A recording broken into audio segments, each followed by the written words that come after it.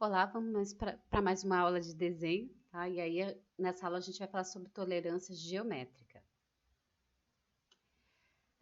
Bem, então, como eu comentei na aula anterior de tolerância dimensional, né? Além da gente ter que estabelecer limites de variação de medida, tá? A gente também vai ter que estabelecer limites de variação da forma, da geometria da minha peça. Porque isso também vai influenciar na função que essa peça vai desempenhar. Então, quando eu tenho que pôr esse tipo de limite, a gente fala que é tolerância geométrica. Então, imagina aqui, né, que em projeto, a gente tem uma peça dessa maneira aqui, nessa peça cilíndrica, com essas tolerâncias dimensionais aqui. Aqui, ok. Mas se na hora que eu for fabricar essa peça, né, eu obedeço as tolerâncias dimensionais, ó, como está aqui o diâmetro, por exemplo, de 20, né, eu tinha aqui os afastamentos de mais ou menos 0,1, então eu podia variar desde 20, aliás, 19,9 até 20,1. Né? Fabricar e ficou lá 20,06, tá ok? Esse outro comprimento de 30, mais ou menos 1, então vai desde 29,9 até 30,1. Eu fabriquei, ficou 30,1, tá certinho, né? Essa outra medida também fica dentro da tolerância, então quando a gente olha as medidas, elas estão todas corretas. Porém, né, na hora que eu faço essa parte cilíndrica aqui, ela fica inclinada e ela deveria ficar, por exemplo, perpendicular a essa superfície. Então, apesar de eu atender as tolerâncias dimensionais, a forma da minha peça ficou errada. E aí, provavelmente, eu não vou conseguir fazer a montagem.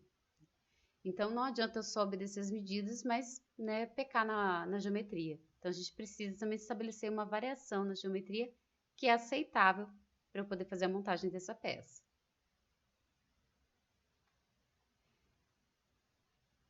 Bem, né, aqui já comentei no slide anterior, né? Então, aqui a gente vai ter 3 tipos de tolerâncias geométricas, tá? A chamada tolerância de forma, depois a tolerância de posição, né? E a tolerância de localização. Tá? Então, aqui na tolerância de forma, tá? Eu vou trabalhar com uma superfície ou uma linha, né? Então, aqui eu não preciso ter uma outra parte da peça como referência. Então, se a gente pegar esse exemplo, né? A gente, por exemplo, tem uma superfície que deveria ser plana, de acordo com o projeto, mas depois que eu fabrico a peça, que eu vou conferir, às vezes ela pode ter variação côncava, no formato real, ou variação convexa, ou uma combinação das duas. Então, eu preciso pôr um limite nessa variação aqui, porque se ela for grande demais, essa minha peça não vai desempenhar o papel dela corretamente. Então, a gente precisa estabelecer aqui a tolerância. No caso da superfície, quando a gente faz isso, a gente imagina o quê? Planos paralelos àquela superfície, né? E a distância entre eles é a tolerância. Né? E aí, né, os afastamentos em relação à posição ideal da superfície, né, é metade da tolerância para cima, metade da tolerância para baixo. Então, seria como se fosse nessa figurinha aqui. Né? Em torno da posição ideal da superfície, eu imagino duas paralelas, né?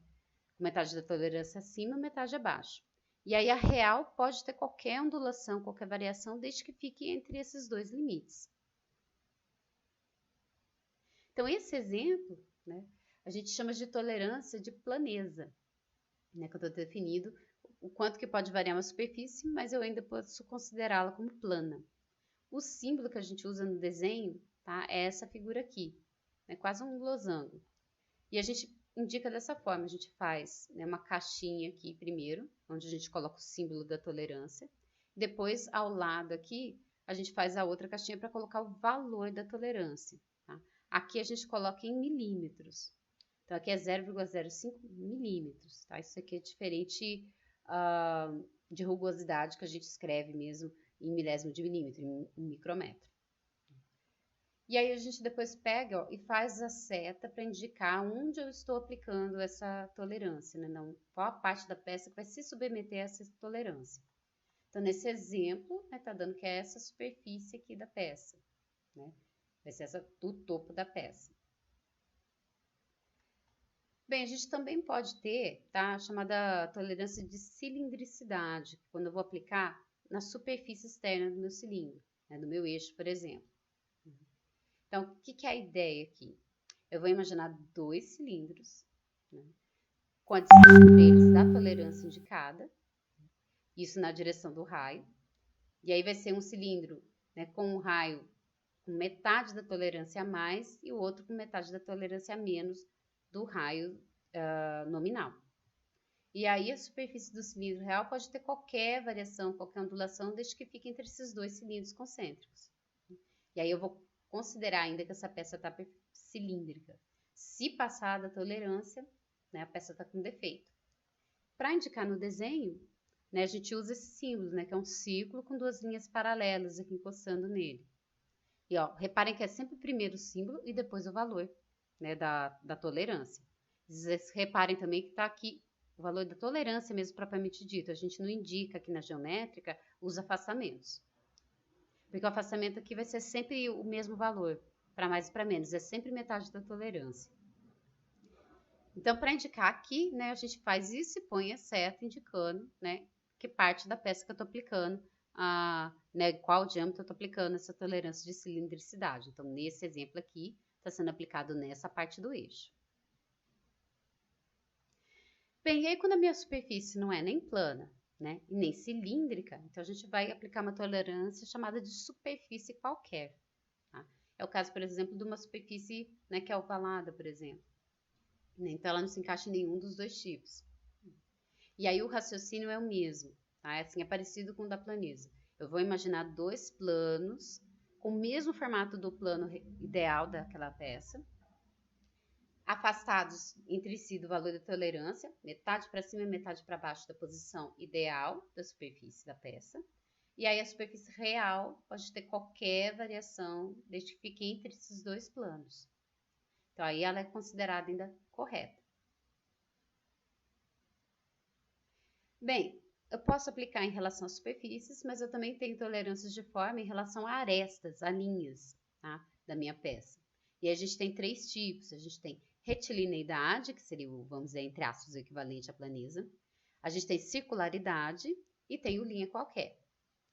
Então, retilineidade, tá? Aqui a gente tem só, eu fiz alguns exemplos, só poucos, mas é qualquer aresta da peça que eu posso aplicar. Então, eu posso aplicar, né, nas bordas, por exemplo, de peças que têm seções retangulares ou quadradas. Eu posso aplicar isso aqui na linha da superfície da peça. Eu posso aplicar isso ao eixo principal da peça. Tá? A gente pode, em qualquer parte da peça, vamos dizer assim. Né? Então, nesse exemplo aqui, né, a gente simboliza a retilineidade por esse traço horizontal. E aí aqui a gente coloca o valor.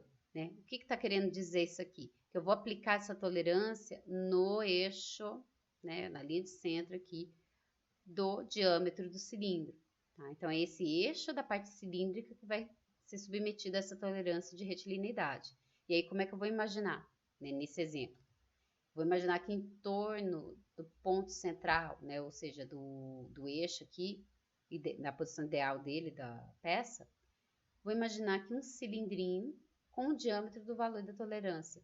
E aí essa linha de centro ela pode variar de qualquer maneira, desde que fique dentro desse cilindrinho, que aí eu ainda vou considerar ela uma linha reta. Se a gente pegar, né, por exemplo, com relação aqui, né, está sendo indicado nessa parte da peça, tá? Mas nessa cota, então está querendo dizer, nesse primeiro desenho, que essa linha central aqui do eixo, né, dessa vista, tem que estar dentro dessa tolerância aqui, né, de 0,1 milímetros. E quando eu faço a vista superior, também é colocada a tolerância de retilineidade. E aqui também está fazendo referência à linha de centro, né, da peça nessa vista. Então, como que eu vou imaginar? Né, a gente imagina aqui, né, na vista, planos paralelos. Tá? No caso aqui dessa primeira vista, a gente vai imaginar que dois planinhos paralelos, né, aliás, aqui de baixo, né, com valor de, né, distância entre eles de T1, e aí a direção do eixo central da peça pode ficar de qualquer maneira que fique entre esses dois. E na altura a gente também tem a tolerância que é a T2, né, que dá a distância, né, entre a base e o topo da peça aqui, onde essa linha de centro vai poder variar. Depois a gente tem a circularidade, né? Então, aqui, o raciocínio é semelhante ao de cilindricidade, mas aqui eu vou pensar num ponto, vamos dizer assim. Então, num determinado ponto da peça onde eu vou fazer a medição, a gente vai imaginar 2 círculos concêntricos, com a diferença de raio entre eles do valor da tolerância. Então, é metade somada no raio nominal da peça e metade subtraída. E aí, o diâmetro real da peça pode ter qualquer variação, desde que fique dentro, né, entre esses 2 círculos concêntricos. Isso aqui eu posso aplicar para peças cilíndricas, né, de seção circular, e peças cônicas também. Tá?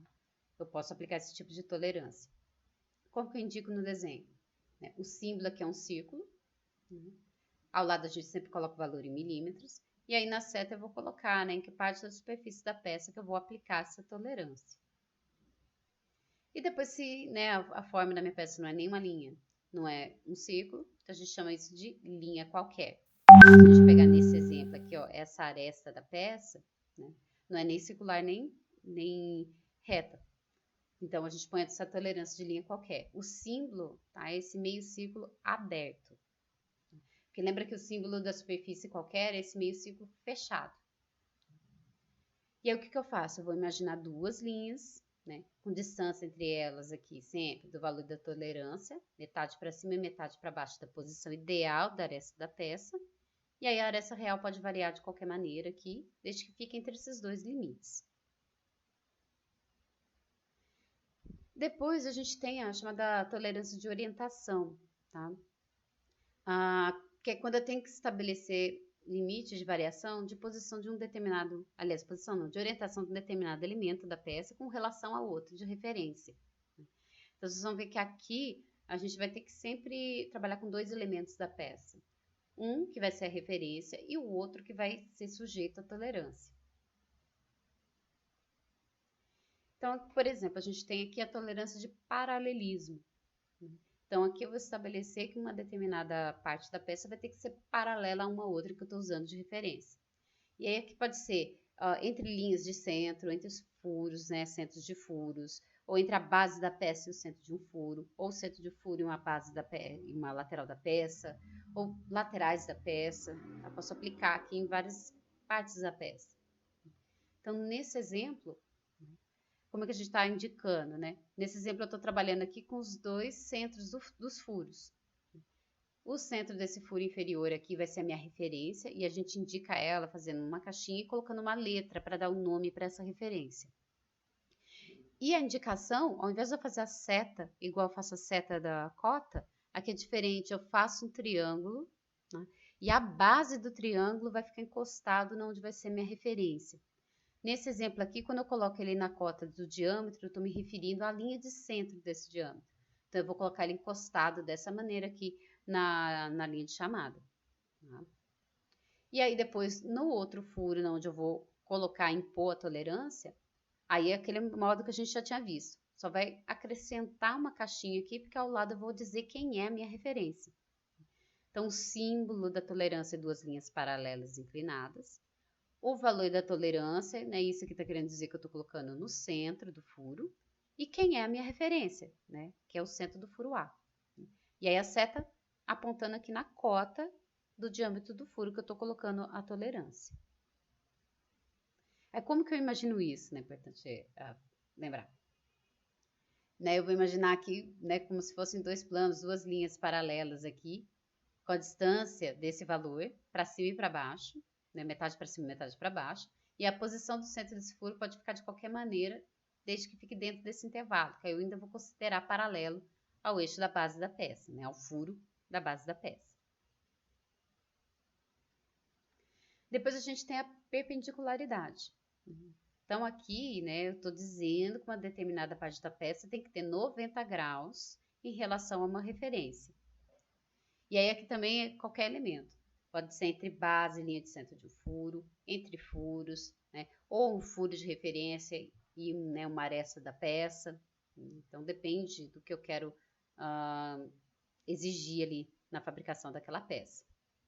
Então, aqui da mesma maneira, eu vou ter que apontar quem é a minha referência. Né? E aí, depois, onde eu estou impondo a tolerância, eu preciso indicar a referência aqui. O símbolo é um T de cabeça para baixo. E aí, nesse exemplo, né, a gente está trabalhando com 2 furos.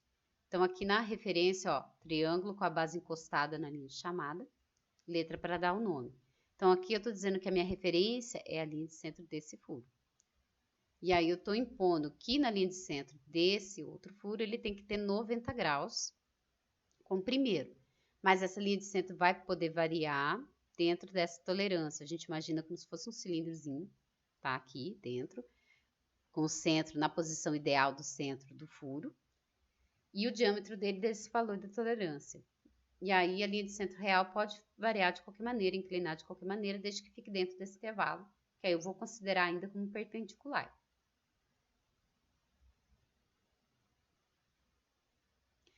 E aí quando, né, não é paralelo, não é perpendicular, aí a gente chama essa tolerância de inclinação, porque aí vai ser um ângulo qualquer.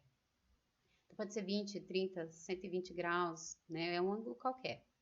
Então sempre a mesma coisa, eu preciso ter uma referência e depois eu indico quem que vai ser o elemento tolerado, né, onde eu vou impor a tolerância. Nesse exemplo aqui está a base da peça como referência. Então, ó, triângulo com a base encostada, onde é minha referência. E o elemento que vai ser tolerado é a linha de centro desse furo. E aí eu quero que ele tenha 60 graus.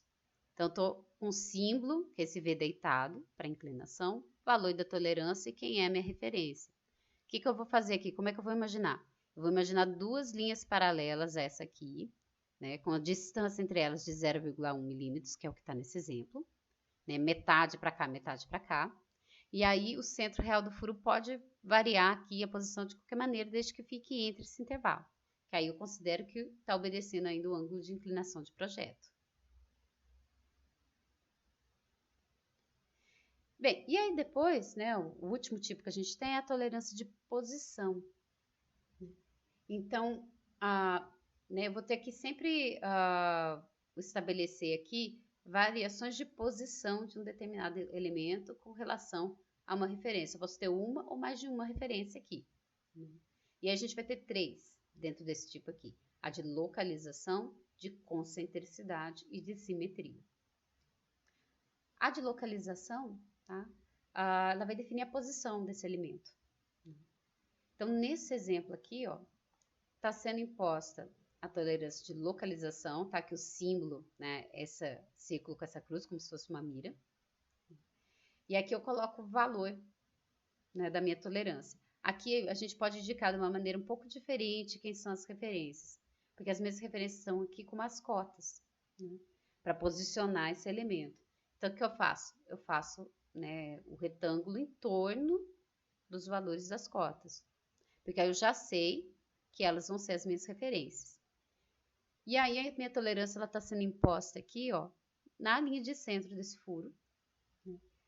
Isso aqui também está indicando como que eu vou imaginar essa tolerância, né, quando eu tenho esse fio. Então, eu vou imaginar um cilindro com o centro na posição ideal do centro do furo, com um diâmetro de 0,06 milímetros, um diâmetro igual ao valor da tolerância. E aí a linha de centro do furo real pode ficar em qualquer posição, desde que fique dentro desse cilindrinho da tolerância. Que eu vou ainda considerar que ela está com a localização correta. Se ficar fora, o furo está posicionado errado. A concentricidade vai trabalhar, né, com ciclos, vamos dizer assim, com diâmetros. Né? Então, aqui a gente vai estabelecer que dois diâmetros diferentes, dois ciclos diferentes, precisam ter o centro na mesma posição, né? A linha de centro coincidentes. É o caso de eixos, principalmente quando a gente tem eixo escalonado. Né? O escalonado quer dizer com diâmetros diferentes. E aí eu preciso que esses diâmetros todos tenham a posição do centro igual. Né? Senão fica desbalanceado, né? E dependendo da aplicação, não vai funcionar. Tem algumas situações em que a gente quer que fique fora de posição, porque a função exige isso. Nesse exemplo, né, como é que está sendo imposta aqui a tolerância? Então, eu tenho que indicar quem que vai ser a minha referência. Então, nesse exemplo aqui, ó, é essa primeira parte cilíndrica, esse primeiro diâmetro, em que a posição do centro dele é a referência. E depois, no outro, eu vou aplicar a tolerância. Então, a seta indicando onde eu vou aplicar. O símbolo da concentricidade são dois círculos concêntricos. Tá? Ele também é chamado de coaxialidade, né? Mesma coisa. Valor da tolerância, quem é minha referência? Quando eu coloco assim, né, o que eu vou imaginar? Ao invés de imaginar duas linhas paralelas à linha de centro, na verdade eu vou imaginar um cilindro com o diâmetro dessa tolerância e o centro desse cilindro na posição ideal do centro do eixo. E aí, o centro dessa parte cilíndrica aqui pode ficar em qualquer posição, desde que fique dentro dessa tolerância. E por último, a gente tem a simetria, né? Que aí vai estabelecer, né, uma exigência, né, uma variação máxima que eu posso ter para eu ainda considerar essa peça como simétrica. Os símbolos são 3 linhas paralelas na horizontal, ó, com a linha do meio um pouquinho maior. Então, como é que a gente está representando aqui nesse desenho? A minha referência aqui, ó, né, como ela está sendo feita nessa cota, quer dizer que é essa linha de centro da minha peça, que seria a posição ideal da linha de simetria. Então, a minha referência é essa aqui. Vou aplicar a tolerância, tá, nessa cota, essa cota que ela está dando a medida, a largura desse rasgo. Então, ela está sendo aplicada a tolerância na linha de centro do rasgo. E ela está dizendo que essa posição da linha de centro pode variar com esse valor de tolerância em relação ao eixo, né, dessa medida da peça, que é a referência. Então, o que eu vou imaginar? 2 planos paralelos, tá, a esse plano aqui, dessa posição de referência da peça, a distância entre os planos paralelos do valor de tolerância, metade para cima, metade para baixo, da posição ideal. E aí, né, o centro desse rasgo pode variar a posição de qualquer maneira, desde que fique entre esses 2 planos. Que aí eu ainda posso considerar minha peça simétrica. Se a variação ficar fora da tolerância, a minha peça perde a simetria. É assim que a gente considera. Bem, depois a gente tem uma última que não é muito de posição, né, mas a gente inclui aqui, né, porque é a chamada de batimento. Essa tolerância a gente vai considerar com a peça dando um giro completo, que as outras tolerâncias a gente não considera, né, a peça rotacionando. Aqui não, a gente vai pôr essa peça para rotacionar e vai verificar nessa variação de dimensão, né? E aí a gente tem 2 tipos de batimento, chamado batimento axial e o batimento radial. O axial, ele vai determinar a variação da medida da peça aqui, tá, na direção axial, na direção do eixo principal, longitudinal da peça.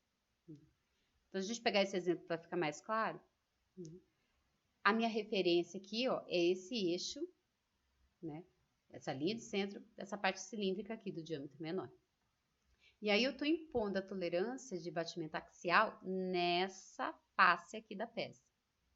Então, o que vai acontecer? Eu vou imaginar 2 planos paralelos a esse aqui, que é a posição ideal da peça. Distância entre eles do valor da tolerância. E aí, na hora que eu colocar essa peça para girar, né, em torno do próprio centro, essa superfície ela pode variar nesse sentido aqui, desde que fique entre esses 2 planos. Se ela variar além, né, dessa tolerância, a peça está com defeito, tá? Vamos dizer assim. E a radial a gente vai imaginar nessa variação na direção do raio da peça, tá? O batimento radial. Ah, esqueci de comentar que é importante, né? O símbolo aqui é essa seta inclinada para cima.